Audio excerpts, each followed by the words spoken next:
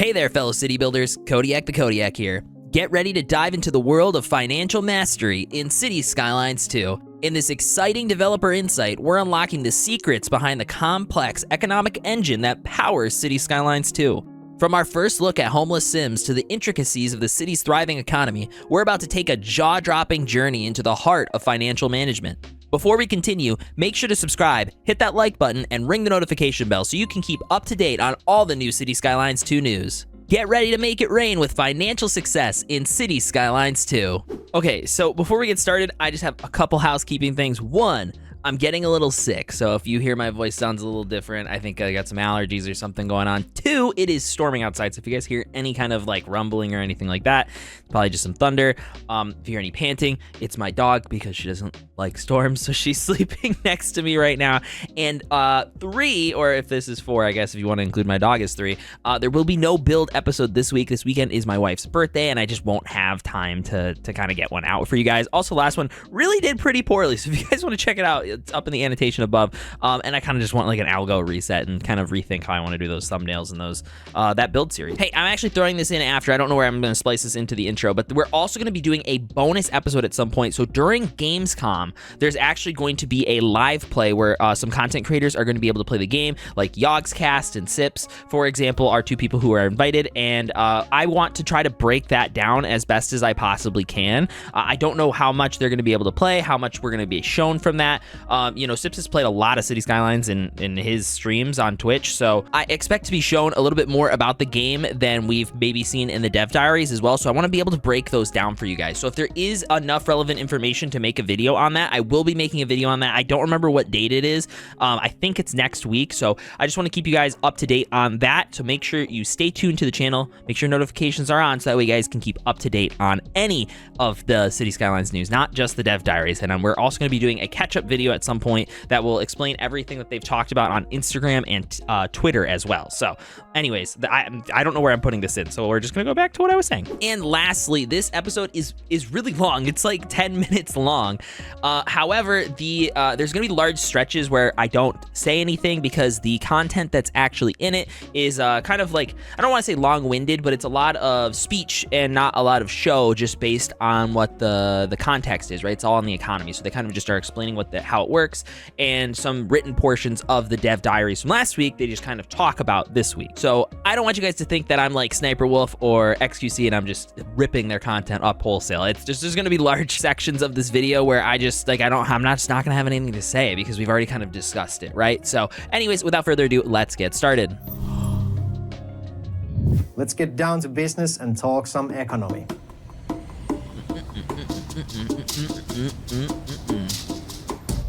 The economy in City Skylines 2 has been remade from the ground up. We have strived for more realism in the simulation of households as well as businesses in the city.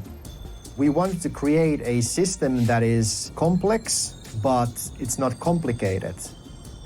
The economy system also is designed to balance itself out so that it helps new players as well as newly found cities. So if at any point in time you were concerned that, hey, maybe City Skylines 2 is going to be a little too complex for me, and we've heard the same thing from Biffa, from Toadies, and from $2.20, I think they've all said it at this point, that the economy system, while it looks really crazy, like the whole game looks like there's a lot of micromanagement, you can ignore most of it, and it ramps you up very slowly from the beginning. Like, you're not thrown into all this stuff at the very start, so that's really good. Okay, so here we are in the progression tree now. I'm calling it a tree, but it's like, I don't even know what this technically would be called, but anyways, the progression system right here on the left, we actually have a full list of all of the tiers. So I don't know if we've gone through all of them before. I know they've clicked through a bunch of them, so that way we can see what we unlock all the way down to, I think, Big City. But now we can actually see there's Large City, Huge City, Grand City, Metropolis, Thriving Metropolis, Flourishing Metropolis, Expansive Metropolis, Massive Metropolis, and Megalopolis. So I don't know if we've talked about like what's past this. I don't know if they've even shown it before. I can't remember. So I just figured I would read off the bottom half just so you guys can see that as we move on. Government subsidies help new players in the early hours of the game by helping. And we've seen all of these menus before, but if you look right now, and again, if you guys remember like being a little concerned, this is a new city, and I think this is a city that the developers made. So that way, it's only got 11 people in it, just so they can maybe show us some stuff, because you can clearly tell this is insanely early in the city's lifespan. But you don't have access to taxation services and production at the beginning of the game. So much like City Skylines 1, you don't have access to all the stuff, so don't worry about it being too overtly complicated. Of the city. The government subsidies will cease eventually when your city becomes self-sufficient. Experienced players will reach this point earlier. So I don't know that they actually highlighted over the expense stuff. So let's read through those. Self-sufficient. So subsidies. Households and companies will receive city subsidies when their tax rates are set in the negative, right? Because the blue part of the tax bar. This will give them a financial boost and exempt them from paying tax. With subsidies, households have more money to level up their building after paying more expenses, which we know from previous dev diaries. Subsidized companies have higher profit margins, and thus they are able to spend more money on leveling up their business. So could be a good way to help level up your business. Subsidies can be set in the taxation tab, and they are adjusted based on citizens' education level for households and material and immaterial goods manufactured and sold for companies. I don't actually want to... Experienced players will read... There we go. Okay, I just wanted to make sure we caught this next one. So service upkeep. Service upkeep, so the costs consist of service buildings' operating costs, building maintenance, and resources used to provide its services, such as fuel for a power plant, and the wages of its employees. Okay, so that includes the fuel and the wages. That's actually pretty interesting. Good to know. Service buildings are only providing amount of each service required by the city at any given time up to the maximum capacity. Accordingly, they only employ the required number of employees at all times. To save on operating costs, it is possible to lower the quality of a service on the service tab. This decreases the number of employees hired, but will also lead to poorer performance. For example, waiting times for ambulances will be longer. The police, fire departments will have increased response times due to short staffing. So, what I find actually really interesting about all of this is that they will always only require or only provide the amount of each service required by the city at each time. Accordingly, they will only employ the required number of employees at all times. I think this is actually very important, because that could mean that you could see a really high influx of people who work at any of the service buildings in your city, right? So like those power plants could be firing and hiring people pretty rapidly. So something to keep in mind. This point. And then I believe they show off service trade. So service trade, certain services can be imported from surrounding cities. These include education, electricity, water, sewage, police and fire services, road maintenance, healthcare services, and garbage services. Wow. Imported services cost the city more than having them produced locally, but importing may be useful when city is low on space. For example, the overall cost of imported service is determined by the actual usage amount. So, you know, we get to see those. We didn't really see a description on loan interest, but I think I can kind of piece together what that is. Earlier in the game. Actually, we do see it. I totally wrong. Okay, loan interest. If a city takes a loan, it needs to pay a monthly interest based on the loaned amount. Whenever the new loan is taken, it is combined into an existing loan. The monthly interest is calculated based on the combined total. Loan interest is a monthly running cost and does not reduce the loaned amount. Loans can be taken back and paid back on the loans tab. Okay, so this is just your interest. Your interest does not pay off your loan. That's really important to know, because I think in the previous cities you were automatically paying back your loan, right? If I'm reading this correctly, that's not how this works. You actually have to go in and manually pay it back. Otherwise, that interest is just part of your monthly budget every month. So make sure you keep an eye on your loans, if I'm reading that right. As they can optimize their city. They also have subsidies broken down into commercial, industrial, residential, and offices. So to their liking. And then it looks like they even showed right here. If we go back a little bit, they show that it's electricity, water, sewage. Obviously, they're not spending that much, and they're selling it off. So the households receive government subsidies in the form of. Now, I remember when City Planner Plays first saw this, I think I've watched one of his dev diaries, and he's the only other dev diary I've watched, because I'm breaking them down myself. So I don't watch anyone else's dev diary breakdowns, but I know I watched one of his early on, and he saw this on the left here and wasn't sure what any of this was. But this, and they basically confirmed this in this video, is that everything on the left, these are households, and then when you click on the households, it shows the individual people. I think it's pretty self-explanatory at this point, now that we're much deeper into these dev diaries. I don't know if they've shown it before, but I just wanted to break that down one time, and you'll see them highlight over one of the people, and it'll actually show their name as well. And then you can click on the person. If you guys didn't know that, I'm pretty sure we talked about this in another Dev Diary, but I just wanted to highlight that off again. Of unemployment benefits as well as financial aid. The idea is that there are many moving parts in the economy, and this creates variation in how the business. Notice they have 0% estimate already, so as they slide this down, it doesn't actually affect the estimated total at the bottom, but what it's doing is it's changing the minimum number of the industrial demand percent. As well as the citizens react to things. And now as they slide something down, it obviously changes. We wanted to give it great depth so that it serves the game now and in the future. I took a drink, but I think that's really important that he said that. Serves the game now and in the future. And in the future, I think a really big part of City Skylines 2 is going to be how well they build the game to expand it later. I think I don't think this is even up for debate. The City Skylines 1 was not built in a way to properly expand to the ideas that we as a community wanted and they as the developers wanted, right? There was a lot of stuff that they couldn't build into the game because of how they built City Skylines 1, right? It wasn't built with a long-term vision. It was built as, oh my God, there's a hole in the market because SimCity just died. We should get in on it, right? And that was kind of the birth of City Skylines. That's how City Skylines was made. They saw SimCity die, and then they approached, I don't know if it was Paradox or whoever, and they were like, let's build a city sim. Let's take over the space, right?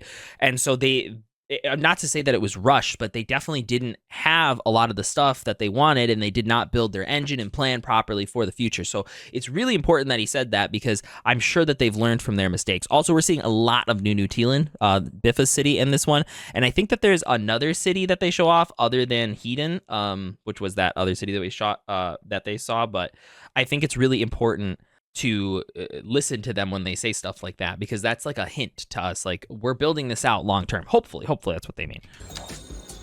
The households comprise children, teens, adults, and seniors, and each of these age groups has their own preferences when it comes to spending money and resources that they want to buy. When households look for suitable places to live, they look for a place where they can get resources, aka shopping places. So right here, we can see they've clicked on this building right here, and then they're hovering over this building right here. Obviously, we have the billboards on it to signify which business is in here.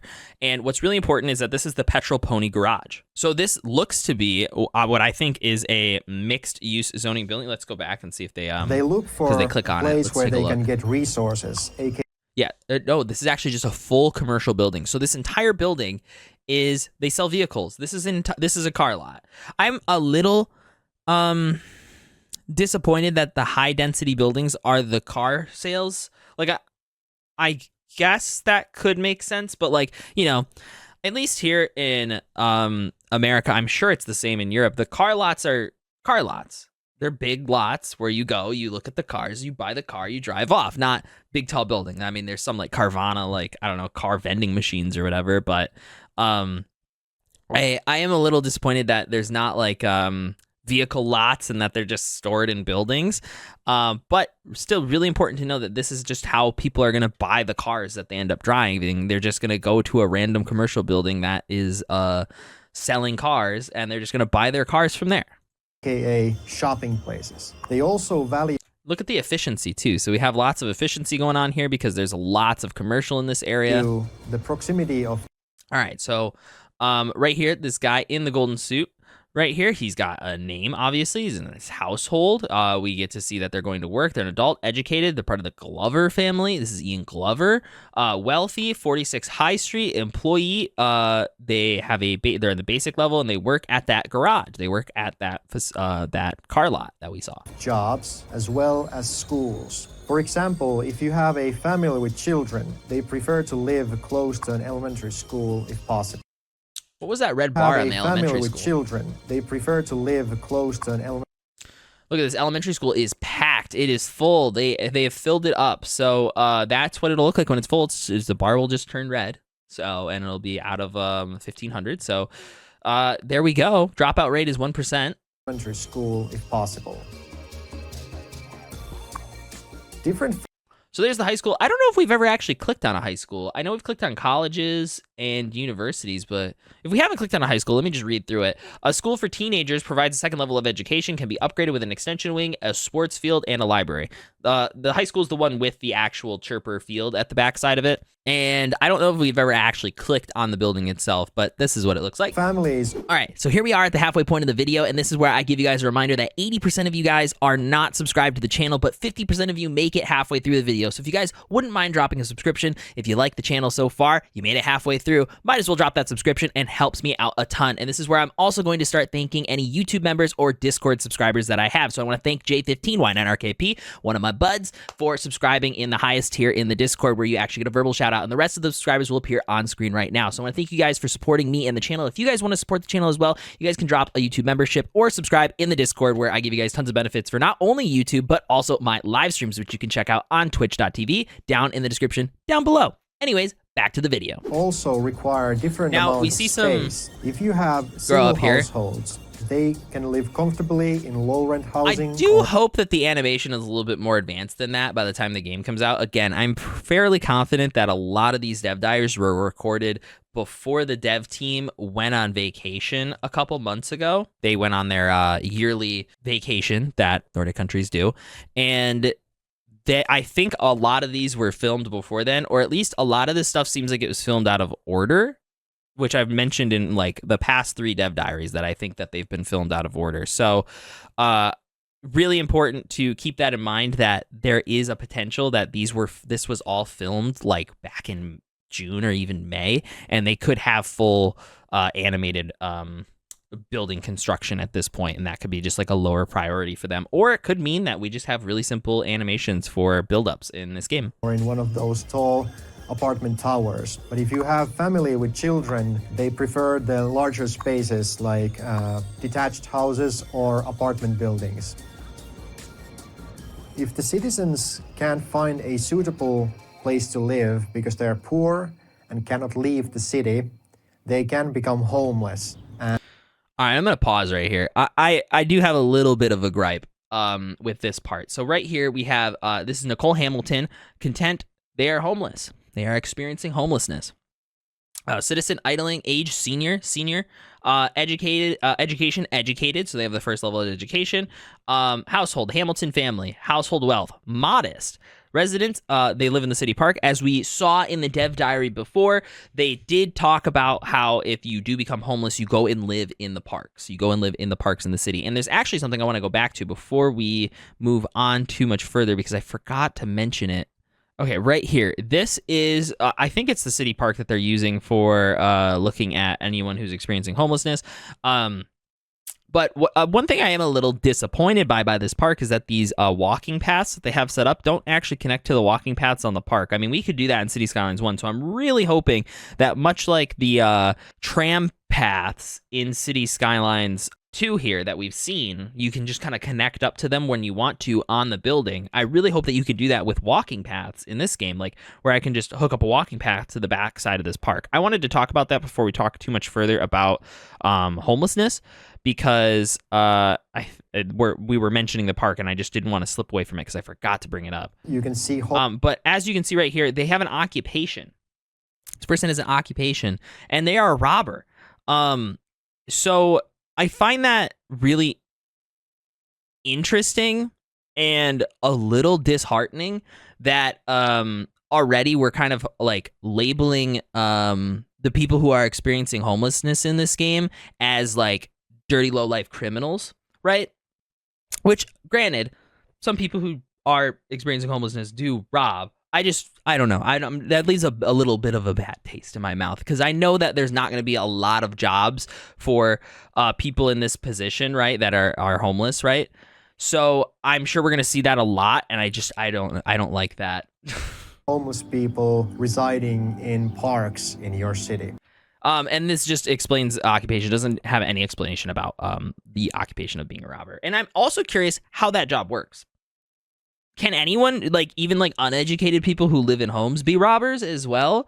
And how does that mechanic work? Can they just stick people up on the street? I'm very curious about this.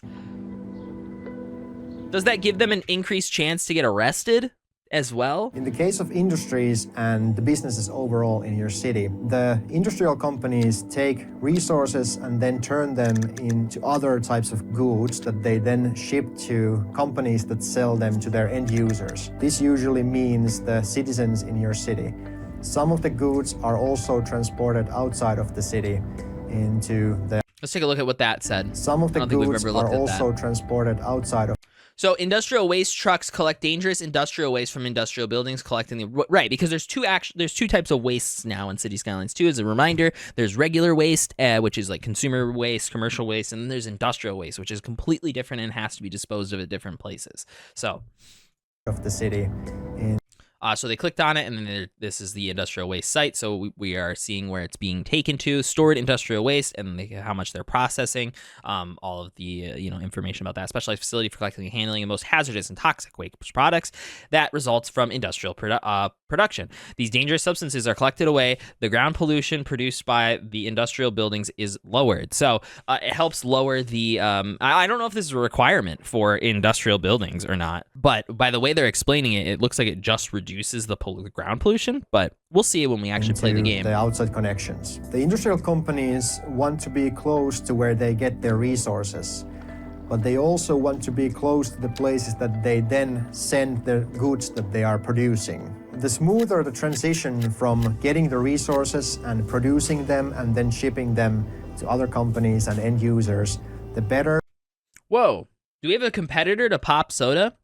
For any of you who have played City Skylines 1, you'll probably know about the billboard that says PopSoda. We have Bev Pop now. And producing them and then shipping them to other companies and end users, the better the profit margin for. And if you didn't watch my dev diary, which I highly suggest you do, from Monday, which is on my channel, right here we have the production chains where you can highlight over them and it'll tell you like how to produce stuff for it and then what it is produced into. So if you really want like textiles or something like that, you need to make livestock. Or the companies will be. So you have materials and then you have the goods that they're produced into, the material goods and immaterial goods. The economic situation of the city also affects how the companies function in your That's interesting. I'm city. If the economic situation is fence. good, the companies will increase their production, and this also means that they can hire more workers. If the economic situation becomes bad, the companies will reevaluate their production, and this means that they will scale it down and lay off unnecessary workers. Which we know from previous, from the dev diary on Monday. That would be great, but why can't I say it like... You just said it. That's a usable take. Is it? You'll see this more throughout the diary. I think he was struggling to get his lines out in some of them. Like you remember the whole thing. Because it looks like he's reading off a script in some parts of it. But then some parts he's like saying stuff off the cuff. And I think he's like messing it up.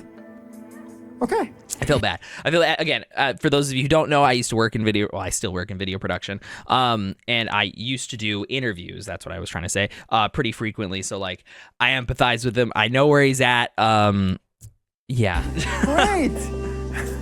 I've seen the despair of people trying to do an interview and failing to like in the case get of it out right. commercial companies, while they also want to be close to the place where they get their products, the more important aspect of their existence is to be close to the customers themselves. So a lot of commercial companies benefit 60 some?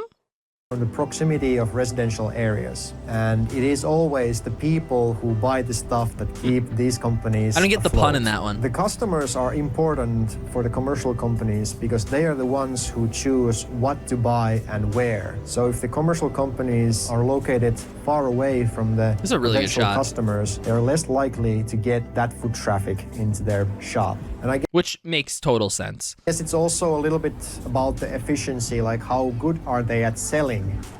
Industrial companies, their thing is that the workers, their effort is turned into production.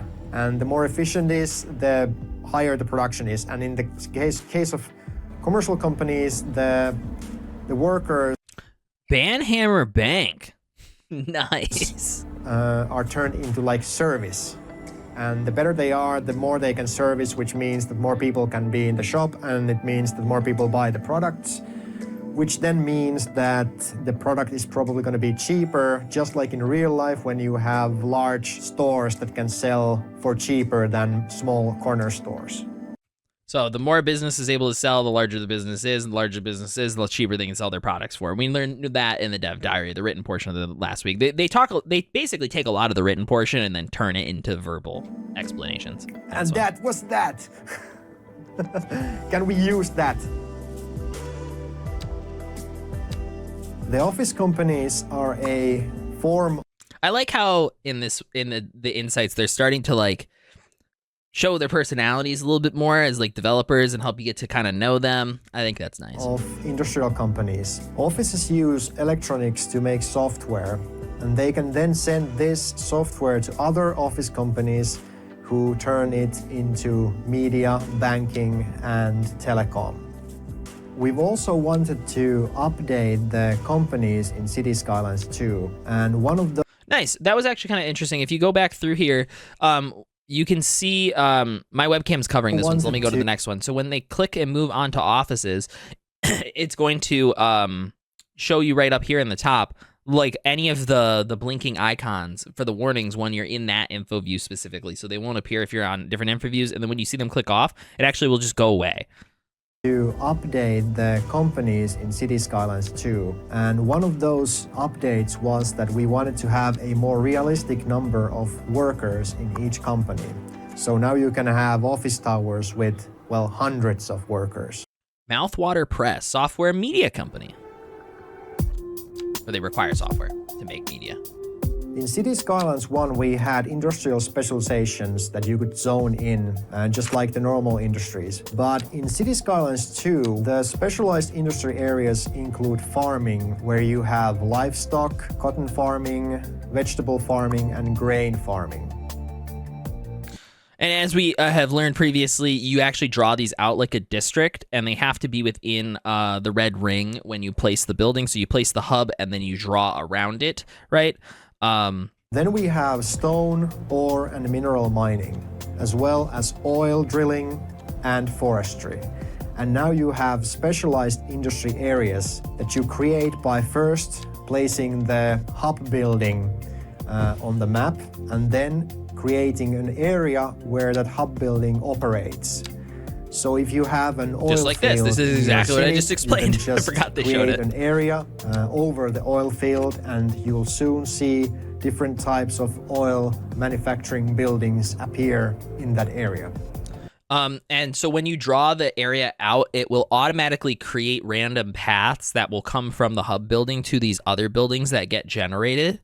And then the vehicles will just drive along those random paths. So you don't have to connect them to it. They will automatically generate their connections. I personally really like the livestock option of farming because you can see all the animals walking in the area. That was a fun part of the industry's DLC. Unlike the regular industry in your city, the specialized industry area... That chicken doesn't animate. Unlike it's the just sliding. regular industry in your city, the specialized industry areas can't go bankrupt. They will instead just adjust their production according to the situation in your city. If there's a surplus for any goods in your city, the companies will Oh, okay, so that's how the vehicles disappear. I didn't pay attention to any of the other dev diaries to see how vehicles disappear, but that car just like faded away. Here, let's rewind and you can see it up here. Goods in your city, the You'll see it just goes, will export just them fades away. to outside connections. The more goods that they export to outside connections, the less profit they will make because their Which we know. transportation costs They've said several will times. increase over time. There are three things that affect the transportation cost and potential profit when transporting goods. These are the price of the good, the weight of the good, as well as the size of the good. So really important, that was a big thing they talked about in the dev diary, is the three cost factors for transporting goods. So it's weight, size, and I forgot what the first one was. Of cost and potential profit when transporting goods. These are the price of the good. So it's price, weight, and size, and because size can determine how much they can actually carry, weight determines how much fuel is burned in transporting it. So like sometimes like it makes more sense to transport it by train because trains can like haul things for like the less fuel usage, right? So it does actually get pretty complex, but again, you don't have to manage any of that. Good, the weight of the good, as well as the size of the good. The loan system in City Skylines has been reworked. You can now take one loan and the loan limit increases as you reach new milestones. Which they've showed off in the Div Diary on Monday and we talked about. And you can also adjust the loan at any time in the game. You can either lend more money or pay back some or all of the loan. I think that's really nice. So somebody said in the comments that this is common with a lot of business loans, that it's like they're very flexible in how much they can pay off and like take more. It's basically just like a slider for like some businesses. They have an allotted amount and they can just slide and take. They don't take out multiple loans. They just adjust the one that they currently have. So I think this is actually really interesting. We've also much more overhauled flexible. the tax system. You can adjust the residential taxes by education level and all of the business taxes by... I find that very interesting that they chose education level as their metric for how much to tax somebody, because that doesn't inherently, I don't know if that works in this game this way, but like that doesn't inherently mean somebody makes a lot of money. So like by taxing somebody who has higher education, but like they might be unemployed based on how your city's demand is. That could be crippling. So like I think that like adjusting taxation for education levels could get a little tricky. Hey, I just want to come in here and post and kind of like re-clarify what I was trying to say here. So what I'm actually trying to say is that because you as a citizen don't necessarily work in a job that fits your education level. So for example, if you are working in higher education, right? Like if you're, or no, I'm sorry, not higher education, but like, let's say you have a college degree, right? You went to the university in this game, you might still be working at a lower level job. How does that tax bracket affect that? Does it affect it based on your education level or on the job that you're working? And I'm hoping that it's on the job you're working. If you want to incentivize certain businesses in your city, you can help them by adjusting their taxes. And if you want to really help the production of these companies, you can subsidize it by setting negative taxes. So the blue part is subsidies and the green to the red is tax levels. So these are low taxes up to high taxes, and then blue is subsidies. So you're giving them money. Each city service has a service budget that you can adjust, and this service budget affects the city services efficiency. Some city services also have service fees that can be adjusted, and adjusting these will... So this is a whole new screen. I don't think we saw the city service. I think we did see the city services, but it wasn't very like, I don't know if I touched on it too much. So we're going to go over the city services one more time. If I just can't remember. So right here we have the budget. So this is the amount of the budget that actually gets allocated for whatever the service is. So for example, water and sewage. So this is the amount of budget that we're giving to actually process and intake water, right? So this is like determines, it's just like City Skylines 1 when you adjust that slider. Well, this is how much it costs. So this would decrease the amount of sewage that we're able to outflow and increase or decrease the amount of water that we're actually able to suck in, right? But service fee, on the other hand, is the amount that it costs for the end user to actually like take that product in. So how much they're paying in like their water bills, basically. Affect the behavior of the citizens who use. So they might like use more water if you lower the service fee. These services. In the production tab, you can see all of the available resources in the game. You'll see how much money you have made through taxes on those products, as well as their deficit or surplus. On the production tab, you can also see the inputs for the different products, as well as where those products are used. And that's that. Nice. Red. I think he struggled. With this interview. Yeah, thanks for watching. You know, for how long this one was, there really wasn't that much new information that we didn't already cover on Monday. So again, reminder, if you're watching this before watching the Monday's video, go back and watch it. There's tons of stuff that we went over in that video. They basically verbally explained a lot of the stuff that we read in the dev diary. And so, I mean, let me know what you guys think. I think the economy, this week talking about economy has been much better than previous weeks. I think they showed us a lot more stuff, a lot more good stuff, I guess, compared to like the tornado that we've all been criticizing. So I want to thank you guys for watching. I appreciate it. If you guys enjoyed, please make sure to drop a like and subscribe, and check out any of my other content like my build series, which again, we're not having an episode this weekend because it's my wife's birthday and I won't have time to get a video out for you guys. So I'll catch you guys on Monday for the Dev Diary, talking about the game's progression system, which I actually think could be just as lengthy potentially as the economy discussion, which again has kind of like saved my hype for the game, and I hope it saved the hype for the game for you guys too. So anyways, catch you in the next one. Deuces.